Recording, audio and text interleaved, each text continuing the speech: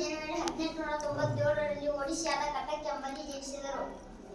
ತಂದೆ ಜಾನಕಿನಾಥ್ ಬೋಸ್, ತಾಯಿ ಪ್ರಭಾವತಿ ಬೋಸ್.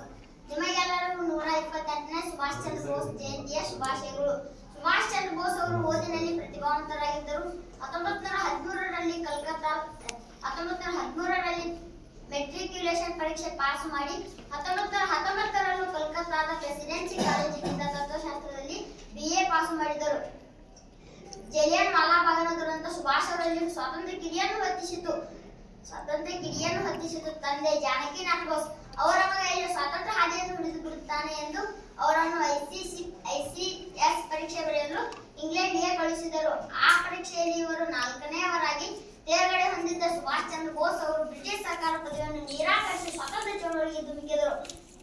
ಕಾಂಗ್ರೆಸ್ ಸೇರಿದ ಕೆಲ ವರ್ಷಗಳಲ್ಲೇ ಮೊದಲ ಸಾಲಿನ ನಾಯಕರಲ್ಲಿ ಒಬ್ಬರಾದರು. 1939ರಲ್ಲಿ ಕಾಂಗ್ರೆಸ್ಸಿನಲ್ಲಿ ಭಿನ್ನಾಭಿಪ್ರಾಯದಿಂದಾಗಿ ಅಧ್ಯಕ್ಷ ಸ್ಥಾನಕ್ಕೆ ರಾಜೀನಾಮೆ ನೀಡಿ ಫಾರ್ವರ್ಡ್ ಬ್ಲಾಕ್ ಅನ್ನು ಸ್ಥಾಪಿಸಿದರು. ಕಾಂಗ್ರೆಸ್ಸಿನ ನಿಧಾನಗತಿಯ ಚಿಂತನೆಗಳನ್ನು ಹಾಗೂ ಗಾಂಧೀಜಿಯವರ ಕ್ರಮಗಳನ್ನು ನೇರವಾಗಿ ಖಂಡಿಸಿದರು. ಬ್ರಿಟಿಷ್ ಸರ್ಕಾರ ಸುಭಾಷ್ ಅವರನ್ನು 1940ರಲ್ಲಿ 11ನೇ ಬಾರಿ ಬಂಧಿಸಿ ಜೈಲಿಗೆ ತಳ್ಳಿತು.